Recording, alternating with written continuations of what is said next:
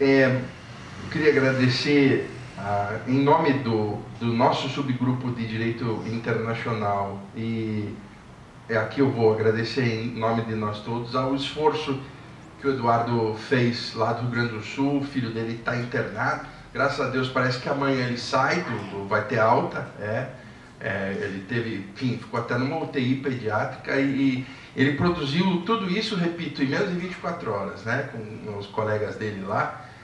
Então ele realmente teve um esforço e conseguiu trazer aqui importantes reflexões para a gente. Eu vou passar aqui agora para o Gilberto. O Gilberto também tem... E aqui, aliás, só dois comentários bem rápidos. Vocês viram que o Eduardo usou a expressão direitos de terceira dimensão, né?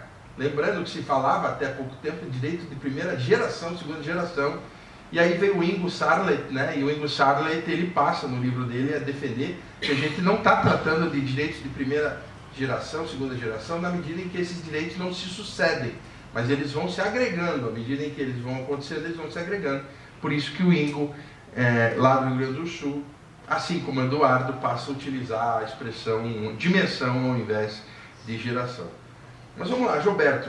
E o Gilberto vai trazer uma questão muito interessante aqui, que é a questão do refugiado ambiental, que foi citado na conversa que a gente teve com o Ernesto, né? Mas, Gilberto, olha só, diante dos efeitos climáticos e desastres ambientais, quais podem ser os principais efeitos para as pessoas, para os trabalhadores e para as empresas? Eu vou deixar essa foto aqui, que é de um país chamado Kiribati, fica um pouquinho abaixo ali do Havaí. Vocês já vão perceber por que a gente vai citar um exemplo que aconteceu ali, Gilberto. Então, boa noite a todos. Boa noite a todos, é sempre uma satisfação imensa. E, claro, muito difícil depois falar sobre o meio ambiente depois do Ernesto, aqui das considerações do Eduardo e da Adriana. Mas, em breve síntese, né, o que eu percebi muito na fala do Ernesto e me chamou muito a atenção. Essas mudanças climáticas, os desastres ambientais vão impactar muito na vida local. Então a gente pensa nos ecossistemas naturais que se transformam, né, que são destruídos e renascem, se transformam, e nos ecossistemas também que nós podemos chamar de artificiais, da vida humana. Então as pessoas ali vão ter que se adaptar a novas realidades ou até mesmo migrarem para outras regiões mais próximas. Como ele mencionou naquela tribo, né, que ela foi se deslocando e talvez em algum momento não tenha um local para se deslocar. Então isso me chamou muito a atenção. E antes de seguir, pessoal, nessa questão, eu acho que quando a gente começa a pensar em questões climáticas, pelo menos o que eu me lembrava assim, do ensino fundamental, do ensino médio, eram aquelas monções, né, de chuvas no sul da Ásia, no sudeste da Ásia, que a gente tinha poucas noções de como aquilo impactava na vida das pessoas na localidade, né? Muito raramente a gente ouvia falar de algum tsunami, alguma coisa assim. Mas hoje, com a circulação de informações, né, com uma globalização dessas informações, a gente começa a sentir esses impactos, não só lá, mas aqui também, e dessa realidade. Então isso vai impactar também no nosso dia a dia. Lembrando do tsunami, dia 24 de dezembro de 2004, eu estava na Tailândia no dia que aconteceu o tsunami de 2004. Enfim, se eu tivesse mais um pouco de tempo, mas na verdade era uma coisa que o que me chamou a atenção na época. Eu estava em Bangkok, não estava nas praias, mas as pessoas não sabiam o que era. Elas não tinham noção do que estava acontecendo. Morreram 200 mil pessoas. Foi uma tragédia ambiental, a maior mortandade de uma vez só, né? A primeira notícia que chegou, que tinham morrido 30 mil pessoas no Sri Lanka. E ali do lado, realmente morreram 200 mil pessoas, que foi algo, ou seja, igual na própria pandemia que a gente teve agora. São novidades que a gente está tendo que conviver, né? E que a gente, como diria na mesma época da pandemia, está tendo que trocar os 4 pneus do carro com o carro andando, né? Mas, Gilberto, se existem eventos temporários, como no caso de terremoto, uma inundação, como foi no Rio Grande do Sul, ou definitivos mesmo, como no caso de terremotos devastadores, como aconteceu no Haiti, ilhas que vão deixar de existir, aqui a gente está vendo uma, qual deve ser o olhar do direito internacional para esses fatos? Vamos lá, André, sem dúvida é uma ótima questão. E aqui eu vou me socorrer do nosso amigo Eduardo Gunter, lá de Curitiba, um grande jurista, né? E ele, no meu modo de ver, talvez seja o maior pesquisador hoje no Brasil sobre o princípio da solidariedade no contexto internacional. É um princípio que está na Carta da ONU, né, e invoca os países a atuarem de forma solidária, e nós temos observado muito isso. Então, no caso de um desastre ambiental, os países, né, se dispõem a mandar equipes de apoio, equipes de socorro, verbas, não só os países, mas também a sociedade civil, né? Associações como Cruz Vermelha, Médicos Sem Fronteiras, estão sempre atuando nessas fatalidades. Agora, também a gente não pode esquecer de mencionar, e foi mencionado pelo Ernesto, a questão da tratativa interna. Como os países vão se organizar internamente para superar aquela dificuldade. Então vamos ter programas de liberação de crédito para as empresas, manutenção de empregos, sobrevivência das famílias, vai se deslocar a cidade inteira. Será que é o caso, né? No Rio Grande do Sul mesmo a gente ouviu notícias de que estão sendo feitos estudos para mudar cidades inteiras. Até que ponto isso vai acontecer ou não, a gente não sabe. Mas nesse contexto internacional se invoca muito o princípio da solidariedade. Citou aqui o Gunter, né? Não pode. Gunter, na verdade, que é, além dos melhores juízes embargadores que eu conheço, uma das melhores pessoas que eu conheço, inclusive. Uma generosidade inacreditável. Juiz nosso lá teve na minha banca, na banca da Ali, enfim, uma pessoa extraordinária. E um grande estudioso de direito internacional do trabalho, né? Sobre isso a gente pode citar, eu ia até citar na próxima pergunta, mas desde já, a Convenção 97 sobre a proteção dos trabalhadores migrantes e a Convenção 143, também da OIT, sobre migrações e condições abusivas, que são instrumentos para assegurar os direitos desses trabalhadores que eventualmente tenham que sair dos seus locais. Bom, pensando nos efeitos que são definitivos, né? Quando se destrói ali o ecossistema, no caso do Kiribati, o país deixa de existir. O que resta para essas pessoas, Roberto? Então, na verdade, a gente vai observar o quê? Que há um fluxo cada vez maior de pessoas migrando internamente em seus países, ou seja, para outras regiões, ou uma migração externa. E eu trouxe aqui alguns dados, por isso eu trouxe a cola aqui, pessoal. Nós temos aqui dados da ONU, apontando que entre 1995 e 2015, 2,3 bilhões de pessoas migraram. Tá? Isso, em especial por fenômenos de inundação. Lembrando que nessa época, 2015, nós tínhamos mais ou menos 7 bilhões como uma população global. Então nós temos aí um terço da população sendo afetada por fenômenos climáticos. Além disso, nós temos aqui muito perto de nós os terremotos do Haiti, 2010, que impôs, né, às pessoas, aos haitianos, que migrassem para o continente americano. E nós sabemos também que nós, aqui no Brasil, recebemos vários haitianos. Foram mais ou menos 143 mil haitianos. Já estudos mais recentes estão indicando aí, pessoal, que em 2023, me chocou bastante essa informação, que os fenômenos climáticos foram responsáveis por 56% dos deslocamentos globais, superando guerras, catástrofes, perseguições, ditaduras e tudo mais. Então, houve um fluxo muito maior de pessoas em decorrência dos fenômenos climáticos.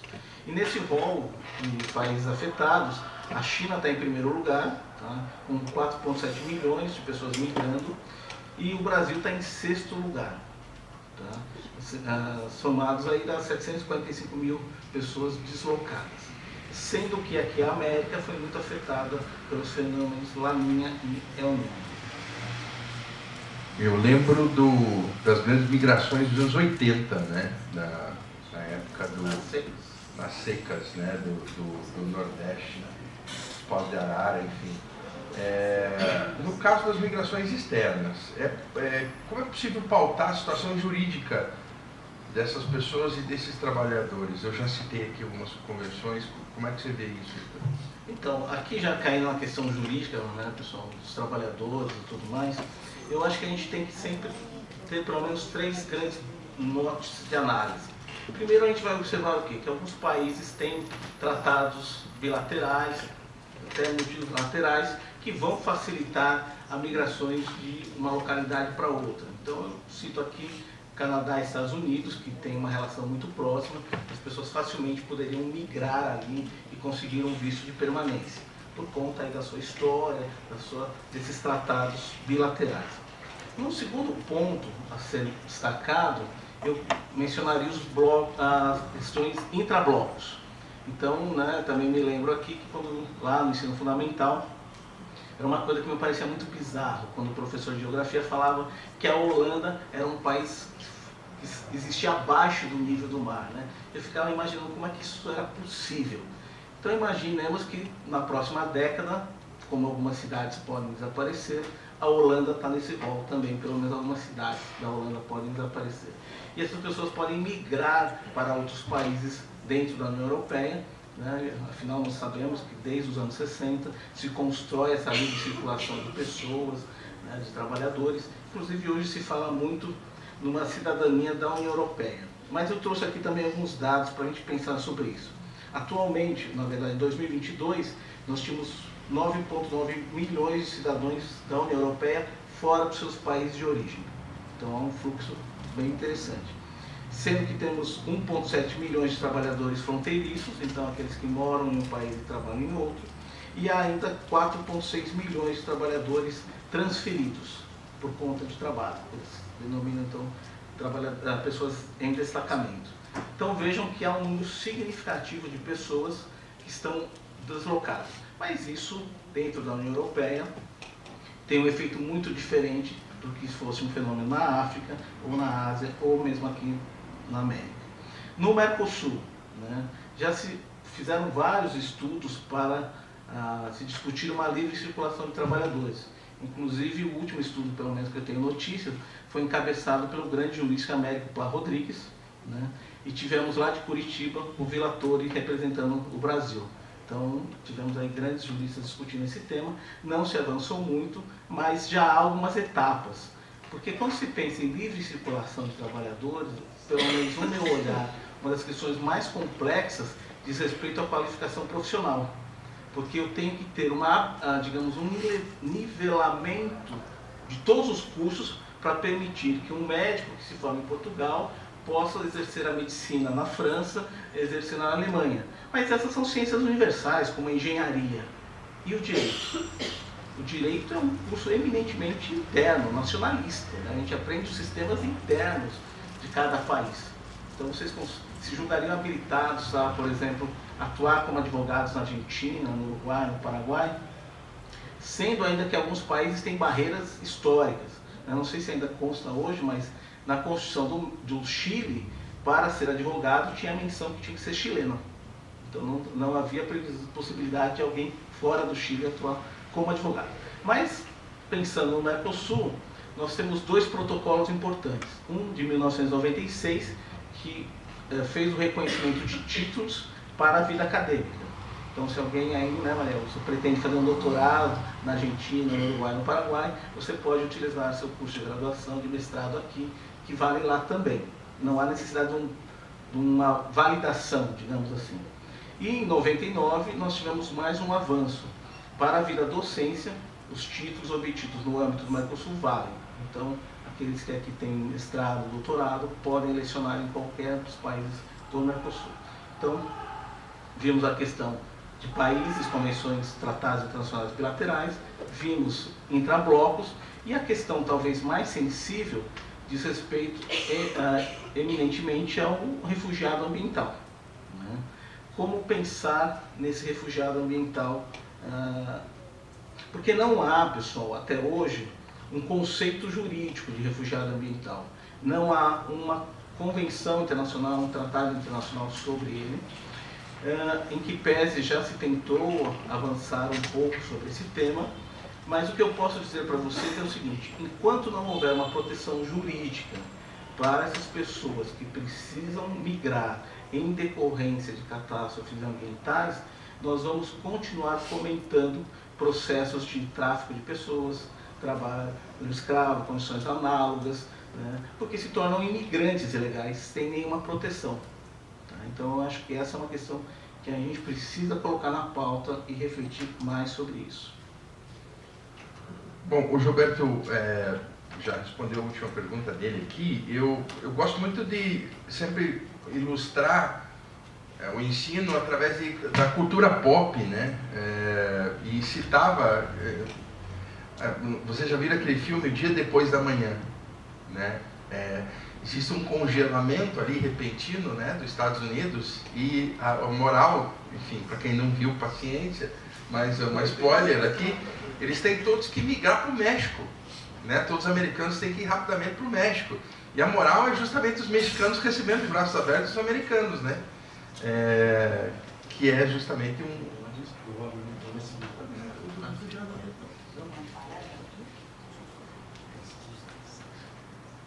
Tá. Bom, você falou aqui do refugiado ambiental. Você vai falar do Kiribati? Isso que eu queria pedir para você, só para justificar a foto, né?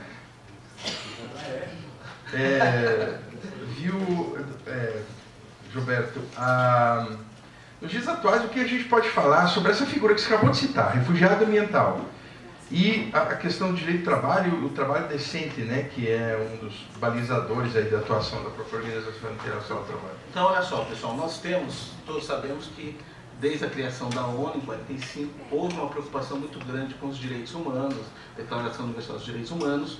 Em 1951, nós temos a Convenção dos Refugiados, Convenção de Genebra, com a temática refugiado.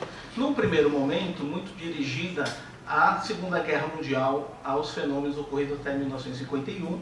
Posteriormente, há uma abertura desse conceito, né, no Protocolo de 67, na Declaração de Cartagena de 84, e amplia-se tanto a questão temporal, então não há mais limites temporais, mas também a própria hipótese de refugiado, daquela pessoa que não está no seu país porque é perseguido em razão de uma crença religiosa, da raça, de uma convicção política e até mesmo hoje por violência, né? Então, num país afetado aí por uma guerra civil, por invasões estrangeiras, ele pode pedir a um outro país que ratificou a convenção que lhe seja dado o status de refugiado.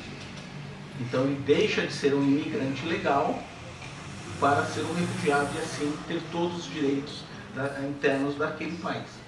Mas nós, como eu mencionei, nós não temos esse diploma internacional que trate do refugiado ambiental. Nós temos do refugiado lato sensu. Mas nós temos talvez duas questões que possam contribuir para isso. A primeira questão não é bem trabalhista, mas eu acho que pode nos auxiliar. Foi mencionada pelo ministro Barroso no seu livro, que ele fala de uma questão que me chamou muita atenção, de uma consulta feita pela Colômbia, a Corte Interamericana de Direitos Humanos, sobre construções gigantescas que possam impactar no meio ambiente natural e na vida das pessoas. Ou seja, nós estamos falando do Panamá, né? Temos o canal do Panamá, que sofreu uma remodelação do seu modelo ali, o aumento do canal, e isso vai impactar no meio ambiente e na vida das pessoas. Então, a consulta da Colômbia envolvia, a primeira questão era essa: como interpretar o Pacto de São José da Costa Rica frente às construções e alterações do ecossistema. E essa questão tinha uma segunda questão, né, uma subquestão, que era como compatibilizar o Pacto de São José da Costa Rica com outros tratados internacionais. Ou seja, como é que nós vamos equalizar o direito à vida, por exemplo, com tratados eminentemente econômicos. Tá? Isso, claro, são questões bastante complexas à luz do direito internacional. Mas voltando aqui, pessoal, para a questão de Kiribati, né, e a questão que chega à ONU, chega ao Comitê de Direitos Humanos da ONU, em 2015, nós tivemos um caso muito peculiar, né? Todo mundo pode ver aqui um paraíso, né, tropical, né? Todo mundo já pensou em fazer um tour, em conhecer Kiribati, mas quem pensou, corra, porque Kiribati vai sumir, né? Kiribati é um conjunto de ilhas, é um estado formado por 33 ilhas, que vai desaparecer em breve. E aí nós temos o caso de um cidadão de Kiribati, Ioni Teitota e sua família, que vão tentar se refugiar na Nova Zelândia e são expulsos da Nova Zelândia. E essa questão então é submetida à ONU, né, a Comissão de Direitos Humanos da ONU, no seguinte aspecto, e foi admitida, tá, pessoal?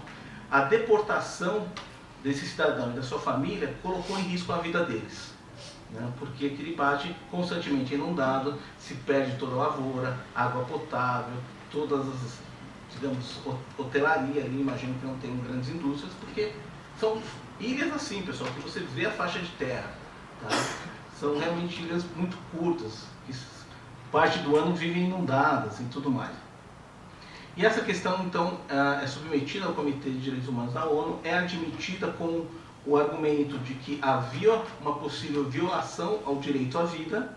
No entanto, ao final dos trabalhos, o comitê entende que não houve usurpação pela Nova Zelândia em repatriar essa família. Tá? Não houve nenhum abuso, nenhuma irregularidade. Afinal, se conclui que não havia risco à vida.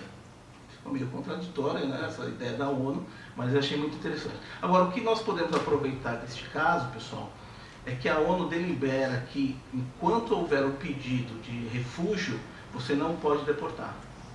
É o princípio da não devolução, né?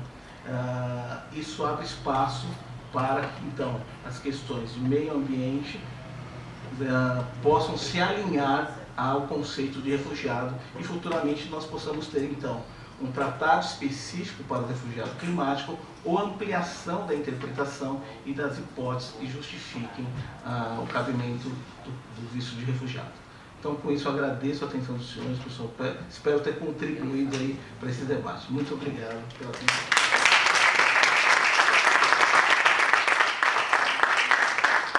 A gente tem aqui um vídeo de 45 minutos, mas esse é para ver em casa. Pessoal, muito obrigado. A gente já está preparando essa apresentação desde maio. Foi algo que tomou bastante tempo da gente, principalmente de julho para cá, né? Foram as reuniões quase que semanais aí pela tecnologia que nos permite isso. E principalmente depois, parece que da última, né? Eu tive na última, mas realmente o sarrafo subiu bastante, a gente teve que se esforçar. Mas a gente espera, sinceramente, todo final parece eu falar a mesma coisa, né? Espero que tenha gerado boas reflexões e principalmente que vocês saiam sabendo mais do que entraram, tá bom? Muito obrigado e até a próxima.